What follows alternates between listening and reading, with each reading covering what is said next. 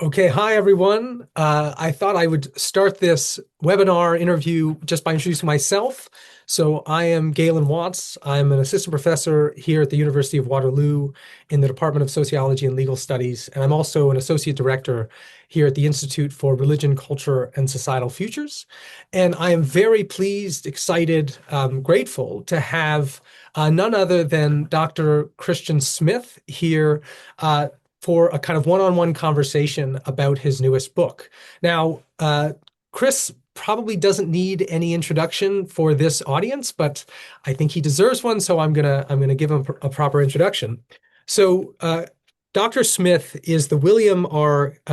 Kennan Jr. Professor of Sociology at the University of Notre Dame. And am I correct, Chris, in thinking that you've just recently retired? I retire on December 31st, so I'm almost Okay, all right. So not in so remaining still the William Canaan Jr. professor. there's still a little bit chance I could get fired. Yeah. Okay, right. Well, let's try and not accomplish that today. But so Dr. Smith is really, I don't think it's an overstatement to say that he's one of the most prominent and important sociologists of religion today, working in the field. And in addition to his many important contributions to the sociology of religion, he's also offered pioneering contributions to social theory, to cultural sociology, and just to the study of American society. So just a few of his bona fides. He was the director of the Center for the Study of Religion and Society at Notre Dame, a very important institution studying American religious life and religious life around the world. And among his many, many books, I will just list a few that had an impact on me. So, American Evangelicalism, published in 1998 with Michael Emerson. Moral Believing Animals, that was in 2003. What is a Person in 2011. One of my favorites, The Sacred Project of American Sociology in 2014. One that is, short but very punchy. In 2015, To Flourish or Self-Destruct. And then finally in 2017, Religion, What It Is, How It Works, and Why It Matters. Now, that's really just a few of the many other books he's published. And the last book I'm going to list is the one we're going to talk about today. And this book is, I think, equally ambitious, comprehensive in scope and agenda setting as these others that I listed. And that is his recent book, Why Religion Went Obsolete, The Demise of Traditional Faith in America. So let me just begin by thanking you, Chris, for being here with us. Oh, thanks for inviting me. It's my pleasure. You're welcome. Fantastic. So before we get into this, I want to just make a few things clear to the audience about, how I'd like to proceed. So the first thing is I want us to sort of cover some of the main arguments and ideas in the book. I'll say a little bit about why I think this book is so important and why I think it's such a novel contribution to the sociology of religion. Then we'll hopefully have a little bit of time to talk about, some questions that it raised for me. And then I hope we have also some time for you to say a little bit about your forthcoming book, which I know am I right to think it's currently in press? No, well, it's the ink on the contract is just drying, and now the editing is starting. So Okay, but I think I it'll mean, come out next fall. all right, fantastic. So I definitely hope we at least get a few minutes for you to say a little bit about that, kind of a teaser. And then in the last 20 minutes, so around 2:40, and it's Sarah's job to make sure that we actually, we stop talking and make this happen. We're going to open it up for questions from the audience or the floor, right? Okay, so the first thing I wanted to say is why I think this book, Why Religion Went Obsolete, is such an important book. Um, so I think that makes lots of contributions. It's really, I mean, it's a hefty book. But let me try and outline kind of three things that I think are really novel and innovative. So the first is you give us kind of a new theoretical framework to think about religious change and, of course, within that, religious decline. And I think a very important concept, which I hope we unpack in a bit, is this concept of cultural zeitgeist. And I think broadly speaking, what you're doing for the discipline is you're really pushing us sociologists of religion to think about religion as intimately connected to or relating to the broader cultural environment in which it kind of exists and lives. And you do this with some really interesting kind of methodological approaches and sources of data. So the first is, as I said, kind of emphasizing thinking about religion in relationship to a wider cultural environment. The second, which is kind of very close to my own interests and definitely close to the mission of this institute, is you want to bridge and you show why we should bridge cultural sociology and the sociology of religion. And I mean, in a way, you've been doing this throughout your career, but I think that kind of bridging, that academic bridging, is really foregrounded in this book, and I think it really kind of sets a great example for how to work across and between those fields. The last contribution I think it makes is that, I read this book, and in some respects, it's a story about religion and American religion uh, over the past, say, 20, 30 years. But in a way, it's actually a story about America. Yeah. And it was maybe in fact also you could say Canada and the West. I mean, that's an interesting question, but it's actually a story about I think kind of, North America, the West over the past 25, 30 years. I left it, I put the book down, and I felt like in a way, I was kind of overwhelmed, but I had this strong sense that I understood the kind of cultural moment that we live in and how we ended up here. I think a lot of people um, lack, we have lots of feelings about the world that we live in, but we lack a vocabulary, we lack a kind of framework to make sense of what we feel and what we see. And you, I think, give us a really interesting, kind of comprehensive framework to think about, how to make sense of those feelings and observations. So I just want to say I really appreciate that. I really enjoyed it. Okay, so let's get into the meat of the book. I think maybe the best place to start is just with the title. So the book is called Why Religion Went Obsolete. Now, Hmm. you could, you could easily, I think, fall victim to just thinking, well, this is just a story of secularization, given the title. But obviously, you don't think that. So I think there's two things you need to clarify. The first is what you mean by religion when you say what, religion has gone obsolete, and then the second is what you mean by obsolete. Can you Yeah. say a little bit about that? So thanks. That's a great introduction. I'm glad my book landed well with you. But before I get to those two, I actually want to start with why the word why. That is the first word in the title, and it's because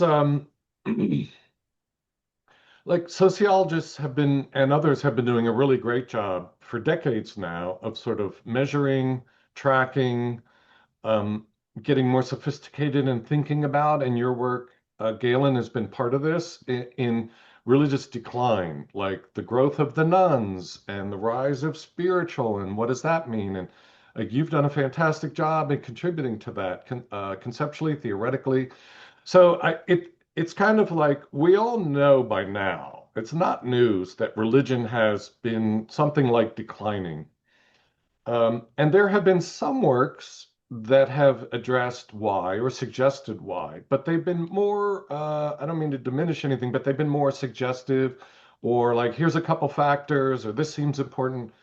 And it struck me that we have such a strong why, a strong fact, but we haven't done well enough in explaining the fact. So Right, that's the why is just really turning attention. Okay, we think we know a lot of what's going on. What has driven this? right, right. Um, so it's a very much try to explain the causes of something kind of factor. The word obsolete. So I have to back up a little bit for context to answer your questions. The other thing is Lilly Endowment funded this, and they have a religion division, and they're concerned with like what's going on with religion in the world. In the U.S. is their agenda, and I told them if you want to understand what's happening in religion and to religion, you have to understand what's happening. I think my hunch at the time was you got to understand what's happening around religion that doesn't have anything directly to do with religion. So in a way, this is basic sociology, right? Like what's the social context? Um, but oftentimes the focus can be so much like, are our sermons good? Is our pastor failing? Are we not doing good at Sunday school? And it struck me, especially in this era, those aren't that's not where the action is. The action is big picture things that have happened around religion.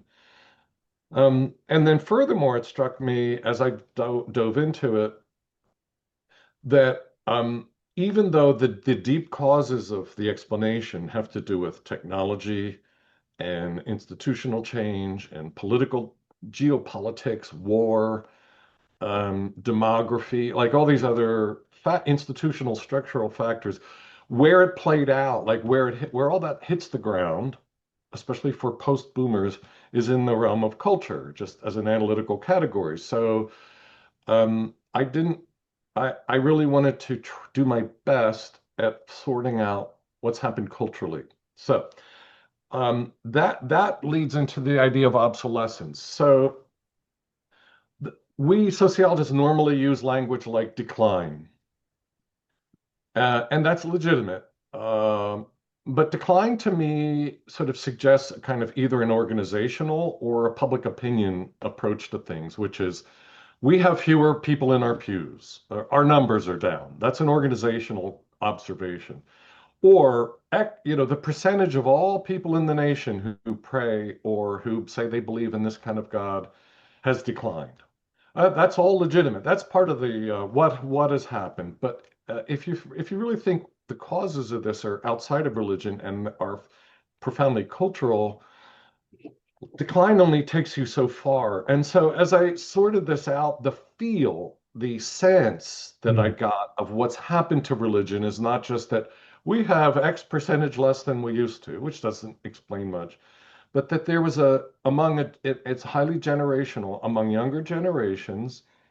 It wasn't just a decline or a disbelief or a leaving. I mean, there's a lot of other ways of thinking about it, I think, that don't quite capture it. And for me, the concept of obsolescence really captures a lot of pieces. It's not perfect, it's in one angle, but it captures a lot of pieces, I think, convey what's important. For one thing, so obsolete, by that I just mean what we all mean by obsolete, like something that used to be more used, more referred to, it would more immediately come to mind as relevant, and it just doesn't so much anymore. At the same time, obsolete doesn't mean extinct. It doesn't mean it's disappeared. Obsolete things, many people have and use things that are, for the most part, obsolete, including me. Technologies, I still use some obsolete things. So it doesn't mean extinct. It means some people are still into it. But it conveys a sense like it just is not going to come to mind or be relied upon so much.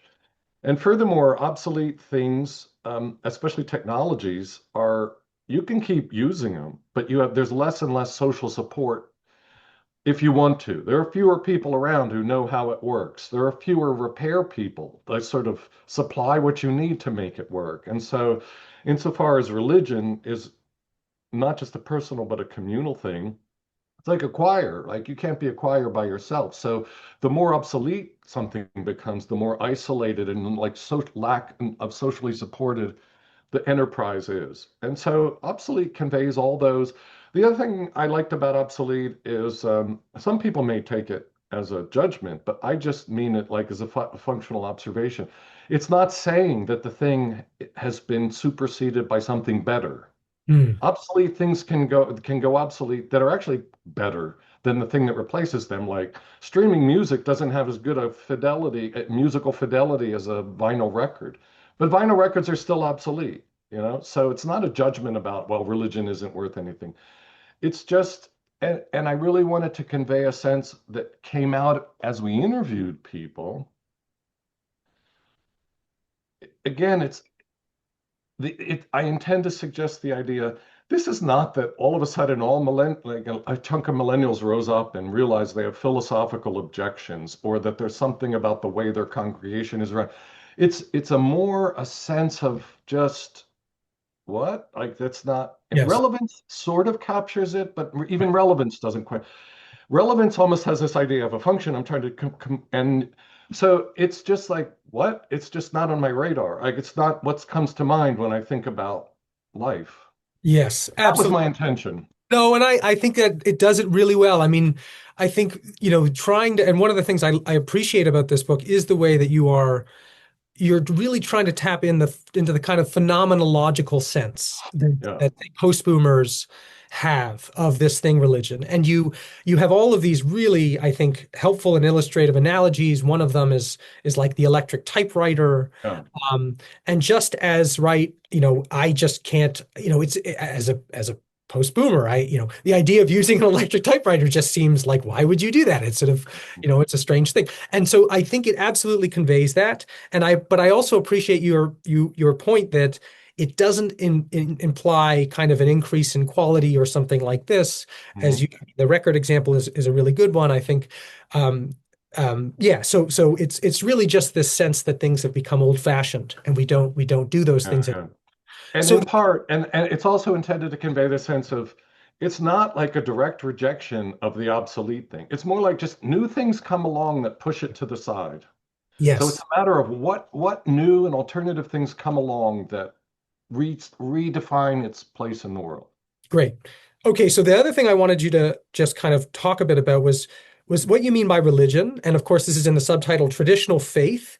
And then Mhm. also I want to introduce another concept, which is, as I said earlier, really important for you, which is cultural zeitgeist. Yeah. So maybe you could talk a little bit about religion and then cultural zeitgeist. Yeah. So this book is very much about what I label traditional religion. A lot of people will call it organized religion, structured religion, whatever. But in my mind, there are different sorts of religions, and there's traditional religion, which I try to define carefully. But there are other sorts of religions, which we could talk about later. But whether it's spirituality, whether it's paganism, whether it's belief in UFO, yeah, this whole realm that I call re-enchantment or culture, that's just as much sacred or religious or spiritual, whatever. And they're also tend to be also quite organized. They're organized differently, but they have institutions, organizations. So to name it institutional religion seemed like not accurate. So I really want to focus on received religions that have multiple generations of inheritance. They have established sort of canons and sacred texts. So, what's gone obsolete, I think, culturally is get concrete, Roman Catholicism, mainline Protestantism, white evangelicalism, Mormonism, the sort of the dominant traditionals. I mean, part of my story is there's a growth industry in religion in the United States. It's just not them. It's Yeah. it's an alternative religion of which some of you have spent, your careers studying and mastering. And Americans are a little bit behind the time on this compared to Europeans, the UK, and other places. So yeah, so by traditional, I mean traditional religion has gone obsolete. Not that everyone's becoming secular. If anything, my No, story exactly. is this: the secularists are not really the winners out of this any more than anybody. We'll talk Right. about that later. We're going to talk So, about that. Exactly. Yeah. Yeah. That's yeah, great. so zeitgeist. I mean, this is a term that nobody in academia really likes. It has a troubled intellectual heritage with Hegel and others. But I could not come up with a better term to convey like the sense, like this phenomenal, the experiential, like living in an era and how that feels. And luckily, I came across a piece by Krauss at LSU, LSE, sorry, trying to rehabilitate the idea of zeitgeist. And so, in a way, I'm really just relying on the sense of this German word of spirit of the age. it, we don't like it's hard, it's tricky because how do you measure an atmosphere? Like it seems very subjective and it seems like but I really think that zeitgeists happen. I think if we're honest about our own experience, like if you live through a zeitgeist, if you live through the 60s or the Wild West or the Reagan era or whatever, like these things are real. Yeah. It's not just the aggregate of people's opinions, like something is in the air, as much as sociologists would hate that idea. So that's just what I went with. Like, I think that there was this zeitgeist, and I've done my best to try to document where it came from, what it feels like, what its features are. That sort of really grew in the 90s and the 2000s. That is much more. It's much huger than just religion, but it has implications for religion. So again, it's this something was in the atmosphere that Yes. really had big implications. That's all I mean by it. Yeah. Yeah. Well, I actually, I mean, I love it, but I can appreciate, right, a certain brand of sociologists that would not appreciate Okay. it. I mean, I I'm not trying to force everyone to believe in it, but I think they're missing something if they're not I able to get on board. I agree 100%. I think so. The other thing I wanted you to just talk about is you do locate the obsolescence of religion not in the 60s, which is sort of Hmm. maybe kind of more standard account, but actually, as you just said, in the 90s. So can you talk us through that a little bit? And maybe also just in kind of fleshing out, I mean, you have part of the what's overwhelming about the book is just how many kind of factors you point to, and you sort of, Hmm. the case is so, stacked. So, but maybe if you want to also, in telling that story, sort of point to just a few kind of key things that stick out for you. Yeah. So, again, I'm not trying to give a generalized Western big historical sweep. I'm talking about an era, and it's very generational. The numbers all show this is powerfully generational.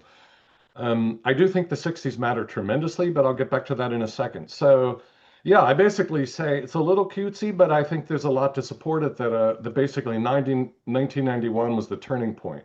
It wasn't the absolutely decisive year. Everything didn't change, but it was sort of a hinge year when we left a former era, the Reagan year, the Cold War years, all that sort of thing, and moved into a new era. And in the book, I lay out a long list of various kind of things that very specifically or indirectly affect, that indicate this sort of hinge, this turning. The first of which, of course, is like the place I started was if you follow GSS surveys and like when did the Americans saying they're not religious start to rise? In 1991. I mean, it's been profoundly steady forever until that year it started to rise, and it's just gone up until maybe until recently very steeply. So that tells you something, but you start to think about the logic of the explanation. All sorts of other things changed. The end of the Cold War, I think, was another a huge thing. I even in the book go into sort of putting the stake in the heart of the 1980s big hair glam band, arena rock bands, and sort of a whole new sensibility. Like, and I focused that on Nirvana and Smells Like Teen Spirit, but it wasn't just that. Like, that's embodiment or symbolic.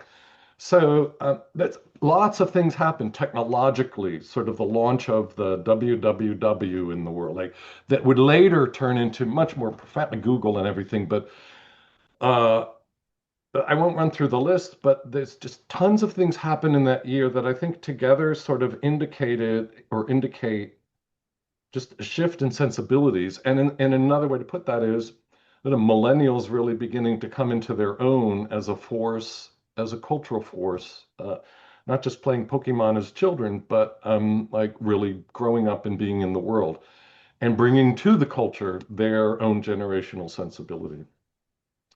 Now back to the 60s. I think the story is something like this, in brief. Most everything that came to fruition in the 90s and 2000s had been sort of laid down by the parents in the 60s and early 70s. It didn't just spring up wholly new. So most of the roots or the themes or the beginning explorations were the 60s. And if the 60s had not happened, probably the 90s and 2000s would have played out quite differently. So I think the 60s matter, but what happened was, in the mid to late 70s, things went kind of in a different direction. The war on drugs, the counterculture. I remember this era, like people who were big counterculture leaders were suddenly like CEOs of corporations, and there was a sort of, okay, you've all conformed, all you boomers. You're no longer rebellious. And then Reagan comes along, and we have this in the US, we have this tradition, getting back to our roots, becoming virtuous, blah blah blah, which just kind of I don't think it obliterated the 60s. I think it just sort of put a suppression on it. In the book I talk about it, it's like just put a hold on it, take it out of gear and let it be in neutral for a while. So all these boomers who learned and carried these 60s sensibilities grow up and then they have children. In a way, they pass on to their children those sensibilities, individualism, authenticity, all these kind of be true to yourself. And the children are being raised in a different context, however, of the internet and the world around them is different. And so they run with those 60 sensibilities in a way that their parents were probably couldn't imagine or were constrained. So that's my short story. The 60s really matter, but it was put on hold. And then by the time their children come along, they're like, okay, great, we're going to run with it. And they do. Absolutely. So, yeah, but Yeah, just the rise of the internet is a huge thing in all this. I mean, it's just massive. That's interesting.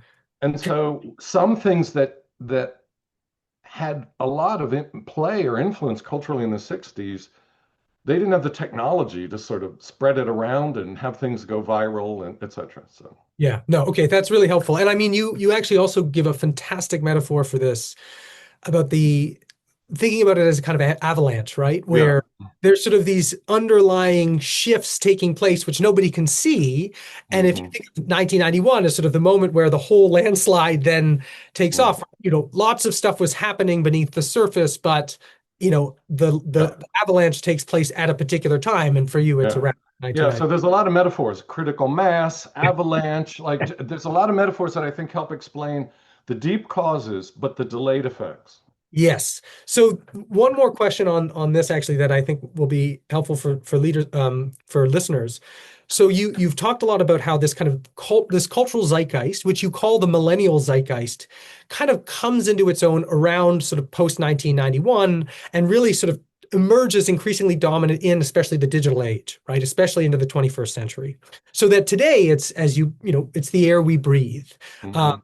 and I think it'd be useful for you to, and sorry, and then the other thing you say, which is you have this concept of cultural mismatch, which Hmm. I think is really useful, which is sort of, again, capturing this idea of obsolescence, where if you have grown up amidst the millennial zeitgeist, if it's really the air you breathe, then there's just this cultural mismatch between the zeitgeist that is, your cultural air and this thing, traditional faith, right? It just doesn't, it's like oil and water kind of thing. Hmm.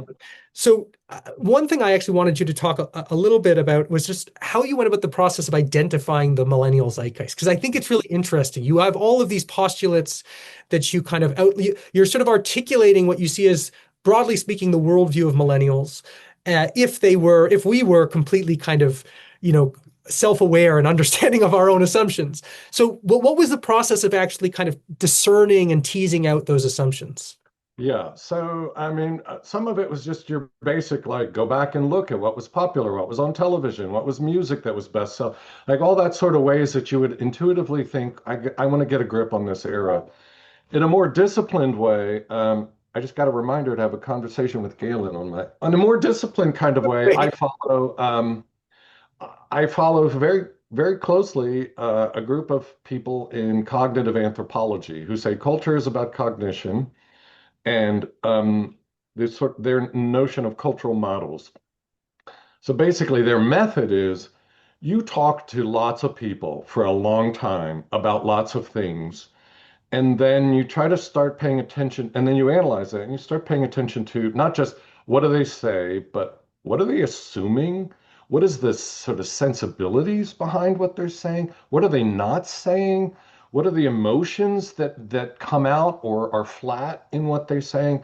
And then the job of the analyst is to use all that discourse and to sort of extract from it, hopefully faithfully and systematically, essentially, if human beings were totally self-aware, totally self-honest, totally self-reflexive and analytical, and you ask them, what do you believe? What kind of world do you live in? They could completely express it all.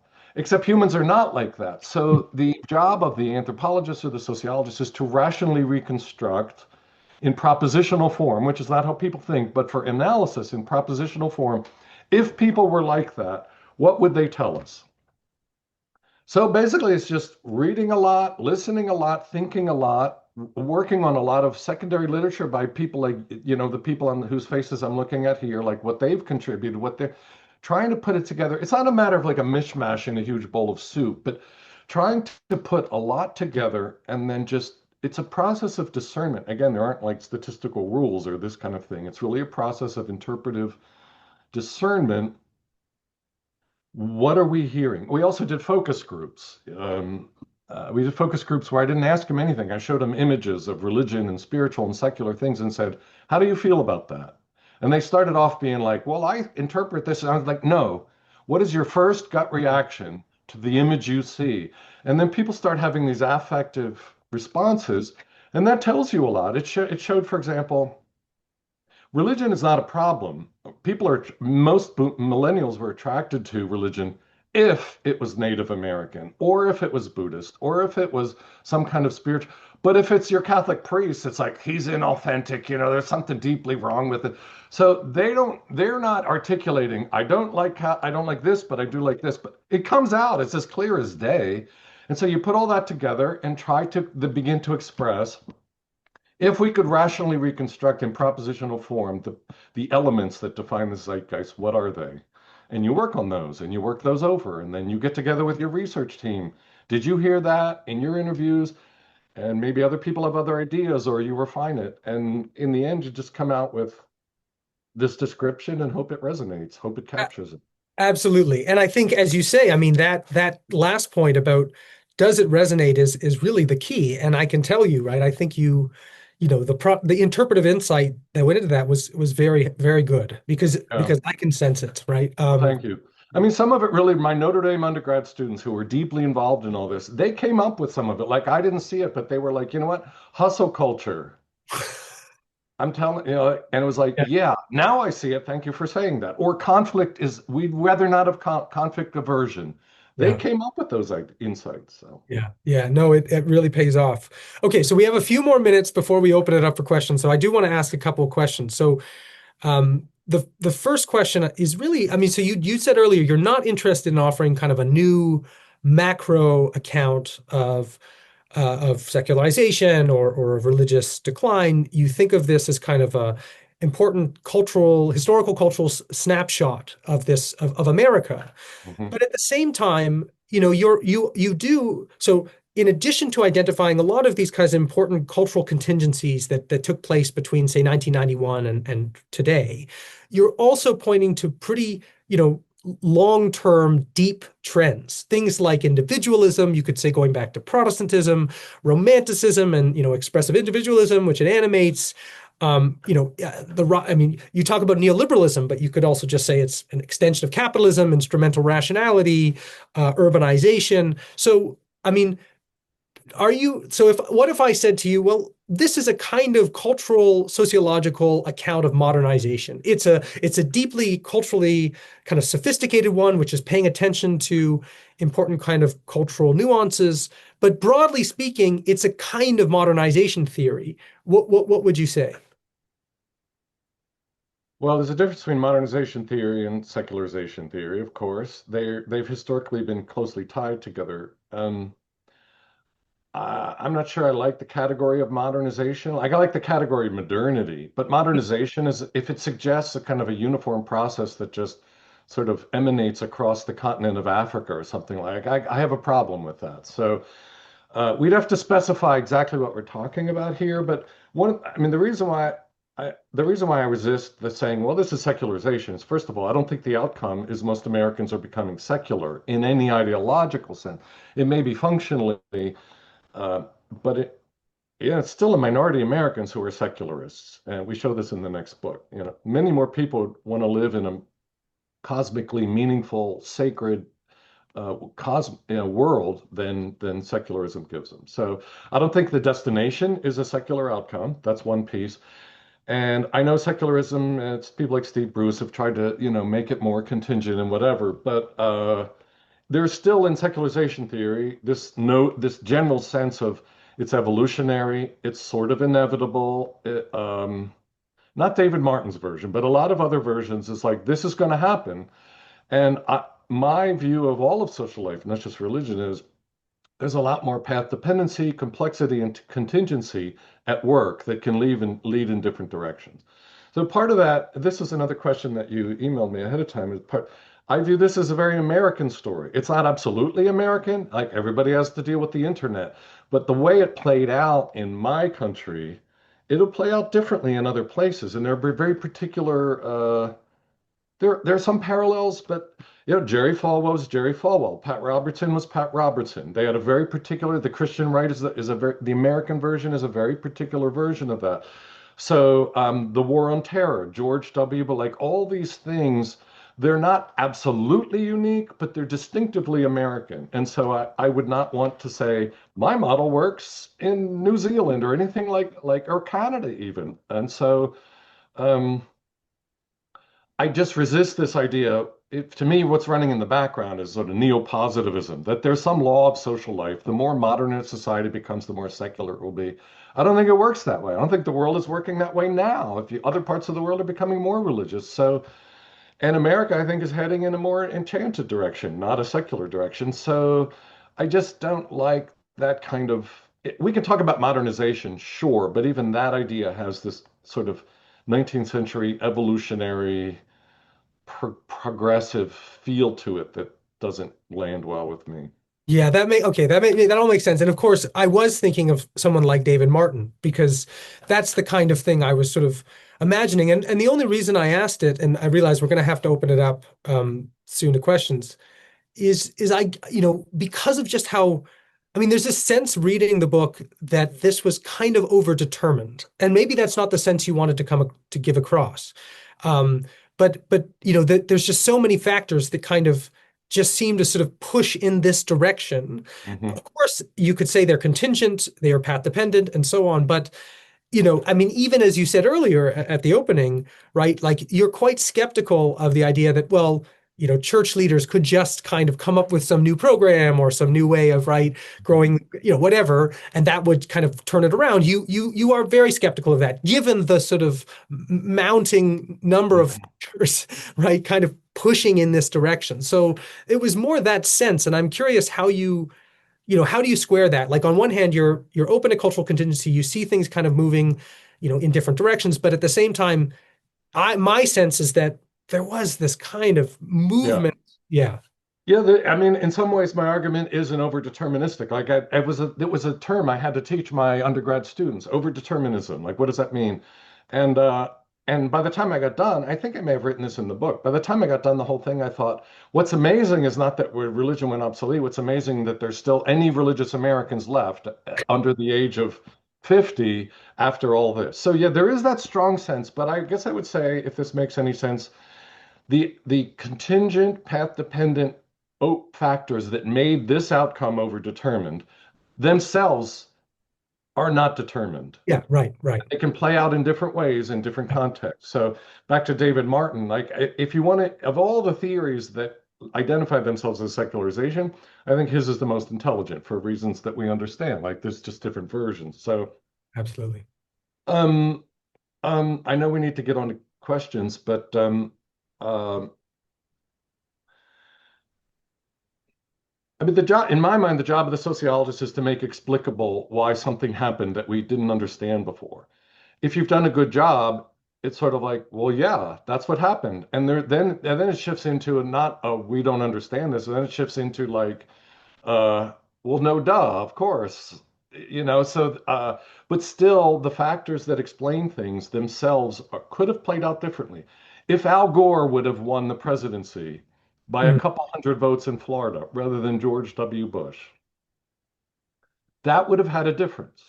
interesting. If Yeah. the structure, if the legal structure of making money on the internet would have Mm, been different than the way we ended up with, the technology has a certain force, but the legal structure of how you make money on it also profoundly affects how it operates. So I guess it's not, to me, I don't think of it as a agency structure debate thing. To me, it's just, you get it. That's I the get idea. it. No. That's really helpful. And I mean, before we move into the to questions, I did want you to ask you to say just a couple minutes about, I mean, you've already said a little bit about the forthcoming book, but Hmm. maybe, I mean, so as I understand it, this is really the book that we've been talking about is kind of one part of a two-part story, right? Yeah. Hmm. There's the story about the decline of traditional faith, and then at the very same time, right, there has been this emergence not of the kind of rational atheist or secularism, but Hmm. of what you call cultural reenchantment. And Hmm. so maybe you could talk a little bit about that story as it's going to be, coming out Yeah. So next year. I didn't go into this expecting to have a second book. And it was sort of, if you've written books, it had a certain sort of feel of like, oh, I got to write another book now, I guess. But uh, In the course of answering the question of the first book, it was forced upon me, it was impressed upon me, this other factor of reenchantment. I historically have been, I must confess now with some chagrin and embarrassment, I historically have been the kind of sociologist of religion who would say, okay, you want to study pagans, whatever. Like, you want to study UFO hunters? Fine. It's not important, but if you want to do that, go ahead and do it. This, this project forced me to realize that's not marginal. That is really culturally crucial.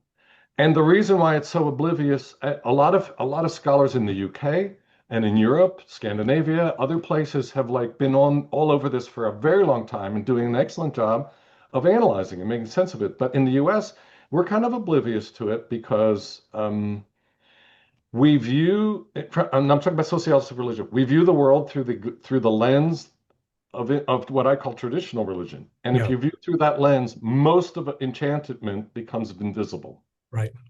So it requires a retooling to see something that's really there on its own terms, rather than in the terms of denominational something or other. It's just so different in its culture, in its structure, in the way it. So I think it gets very easily dismissed. I realize there's no way to dismiss it. Like, this is huge, this matters. And so my own perceptions of what's going on, how it works, changed. And I just thought, there's no way. I mean, if we want to understand what's going on in the world around us, including to traditional religion and implications for secularism, we've got to get this enchantment. Plus, it's just so fascinating. It's just like, I want to learn more about this. I want to get a grip on it. So basically, the story is, the other word I use is a culture. A Yeah, culture, I don't mean like everyone's joining a cult, or it's the Latin meaning of hidden, things hidden.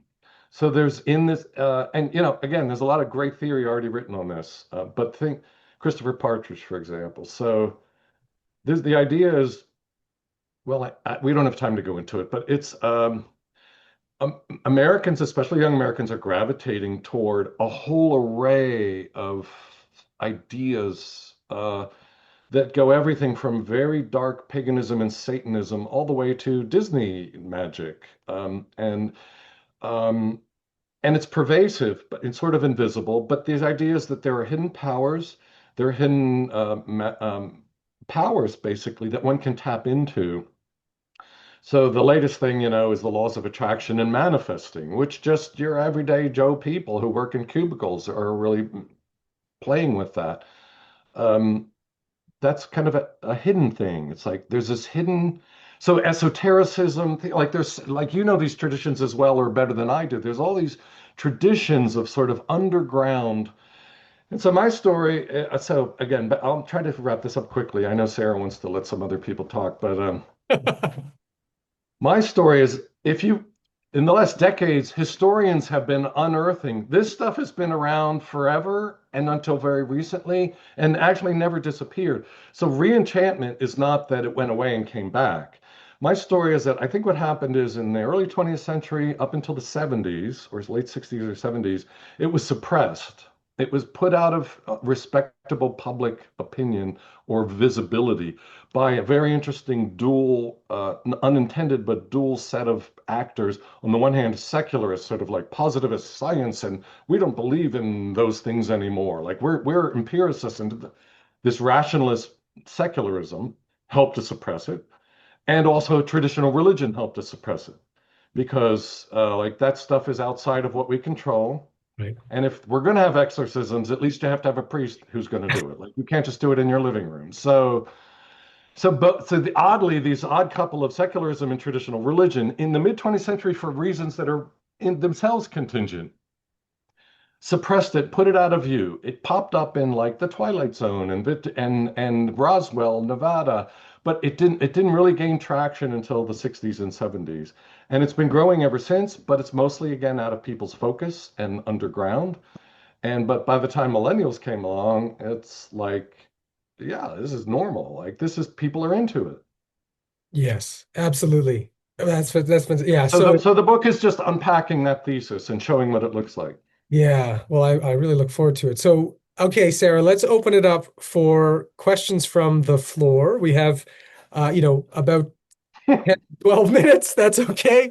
Does Hey, I anybody? could go another 2 hours if you want. I I know people have their see. lives. I see Kevin Flat's got his hand up. Kevin, did you want to chime in?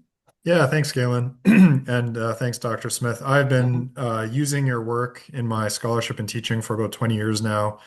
It's been tremendously helpful, so thank you.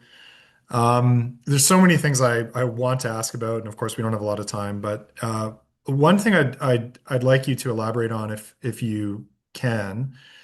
Um, in terms of traditional religion in the US, let's say if we think of kind of three big categories, Catholicism, mainline Protestantism, evangelical Protestantism.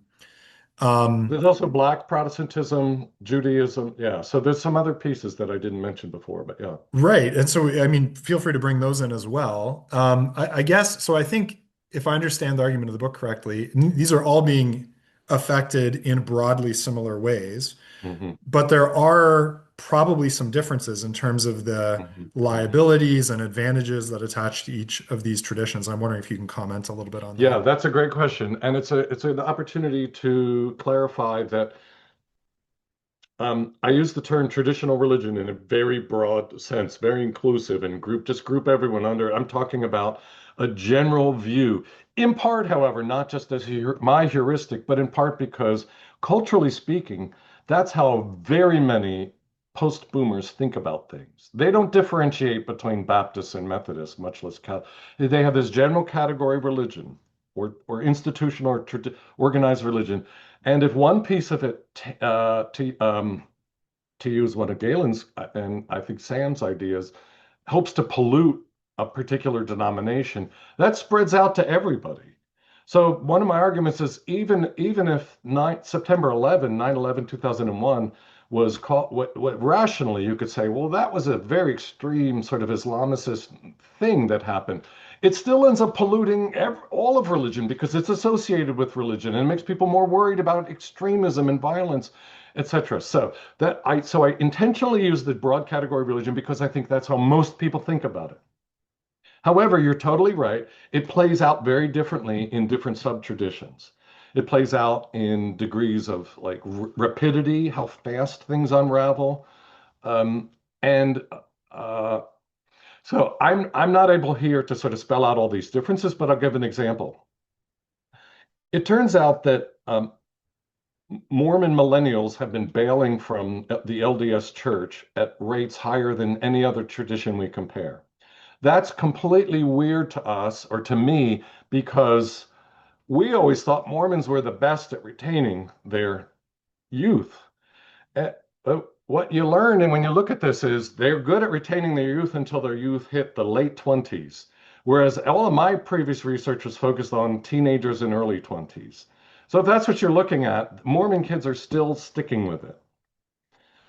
However, by the time they get in their late 20s, they're just bailing like nothing. Now, this relates back to things like the internet. Now, in the internet, they're able to share their stories of the abuse in the church, or how stupid their doctrine is, or how none of this makes any historical sense anymore, or how American Indians are not the lost tribe. Like that was much harder to diffuse before. And so it's the same general forces that the book talks about affect those Mormon kids, except they have their own particular grievances based on Joseph Smith was this, child abuser, polygam, they have their own particular grievances, and they exit religion later in life because the consequences of saying to your parents in your community, I'm not Mormon anymore, are much huger than if you're Catholic or Methodist. And so that's just an illustration of, and in one of the chapters in the book, I spell this out. Uh, it's just an illustration of the general principle that your question points to importantly, which is it works out differently on the ground in different kinds of settings. My book is intended to provide the macro historical cultural context in which it works out. So I think there's a lot more work that could be done to sort of explore these differences. Um, there's Yeah. just so many sub differences that are fascinating. Like another one, if you talk to African American millennials, a lot of them stay away from church, not because they don't believe in God or this and that. It's because they were raised to believe you shouldn't be a hypocrite. and they know that they're not doing what their church says. And so they would rather not be a hypocrite, stay away from church than to be. So that's a very different Yeah. way of leaning into the issue than in other traditions. Yeah, this is And great. that's a partial answer, but yeah. Yeah, well, I love exactly pointing to these kind of cultural contingencies across these different traditions and the dynamics that are particular to a given Yeah. faith. Yeah, Or another version is like Mormons, when they bail, they're not just gone, they're angry. yeah, they become the There's a yeah, right, militant ex-Mormon right. contingent there. And Right. they're like rescuing their fellow. Whereas if you're Catholic, it's sort of like you've always been sort of somewhat Catholic most of your life. So you don't even have to be against the church. You just kind of move in the more somewhat direction. It doesn't have for most part, except for the church abuse, the priest abuse scandal. For the most part, it doesn't have this, I was deceived that Mormons have. All right, let's open up to the next question. I see Joel. Did you want to ask yours? Thanks, Galen. Thanks, Christian.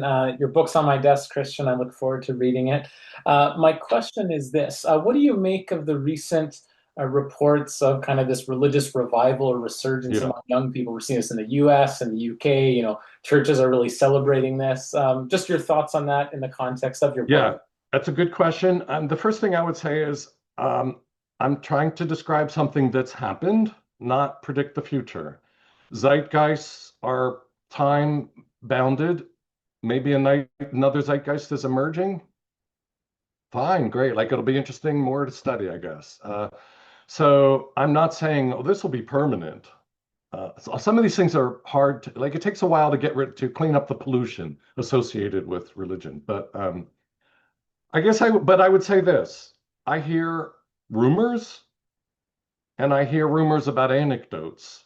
When I ask people, well, show me where's the evidence? It seems to get like, I'm perfectly open. Like, I would love to see, it would be really interesting, but I'm mostly hearing echoes of rumors and anecdotes, and I would like to see much more hard and not just in one time, but over a period of time trend evidence. My probably overly skeptical sense is that religious leaders are so disheartened that any sign of anything, like they're like, please, is there any good news out there?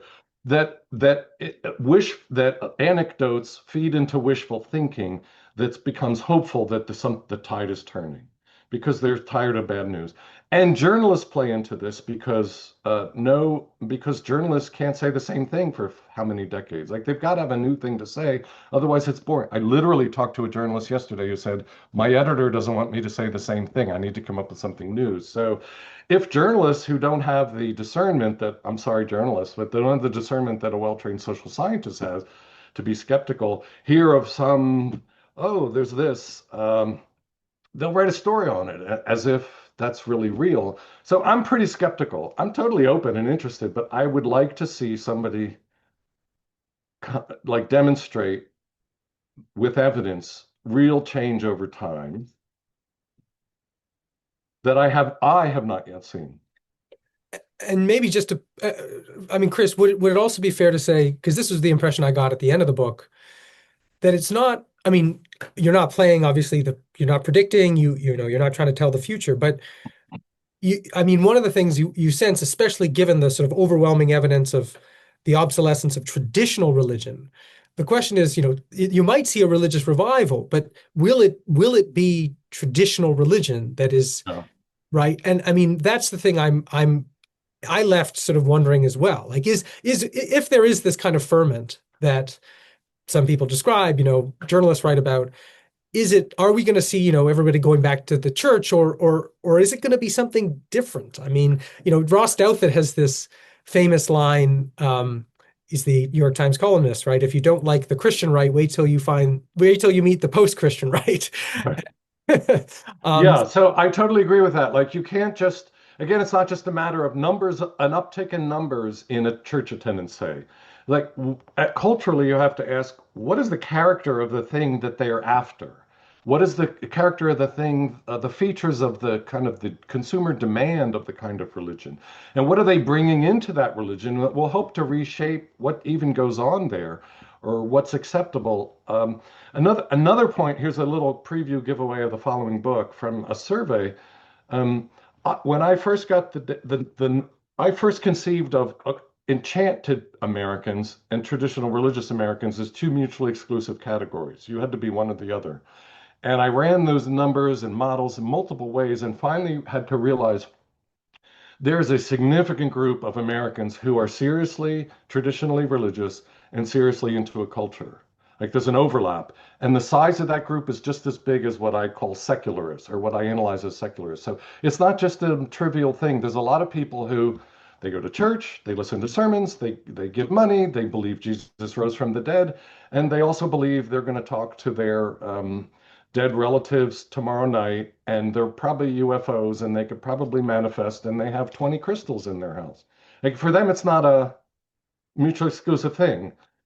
Well, now, whether they're in transition from traditional religion into enchantment, or whether they're just happy to have it all. And I've interviewed people like this too. So um, we have to be more concrete and specific and analytical about if there's some kind of revival or renewed interest. I'm just reiterating what Galen said. Like, interest in what? Interest in the Westminster Catechism? Or, like, what's the cultural quality of the thing that people are becoming interested in again? Yeah, right. All right. So we've got time for one more question. John, you want to ask? Yeah, sure. Thank you. Dr. Smith, I'm really looking forward to buying the book. And I've really enjoyed the webinar. My question, I was going to ask about the Gen Z revival. I have a lot of thoughts about that, but I wanted to ask an additional question. Have you picked up on a pipeline from people who are enchanted and not traditionally religious to becoming religious? Because in the evangelical world that I study, um, there's a lot of people who are like they start off dabbling in witchcraft or Wicca, or like tarot cards, and then they get sucked into the evangelical world and Yeah. actually bring a lot of their experiences into that. So have you picked up on not just people exiting traditional Yeah, religion, that's a but really interesting question. And I have to say, my survey is cross-sectional, so I don't have like longitudinal where people are going and coming. Interviews, you can get life stories. I think I would say there are sets of people that are doing every permutation of possible changes. The question is, how large are those pipelines? I'm sure there's that pipeline. And I'm not saying it's small. I'm saying we have to pay attention to how much, what are the numbers? And here I sort of go back to show me the numbers kind of sociologist, but they may be there, but for every one of them, how many others are moving in the opposite direction? There are gobs of post-evangelicals who are never going back to evangelicalism. Um, I mean, I do know people. We have let's we there is definitely a tendency among some, I would say, more intellectual young people who sort of work through moral nihilism, or they work through the party scene, or they work through whatever. And there's been document like Colin Campbell has an old book called The New Faithful, which was about this. They sort of come to the end of that, the Tinder life, and they're just like, wait a minute, I want I want the real presence of Christ in the element. Like they want that, but I think I don't think that's showing up in any big numbers. Maybe it'll portend something. Maybe it'll pioneer something. I have no idea. I think it's fascinating to look at. Even if it's a small numbers, I think it's fascinating to look at. What are the causal mechanisms or triggers that move some people that way?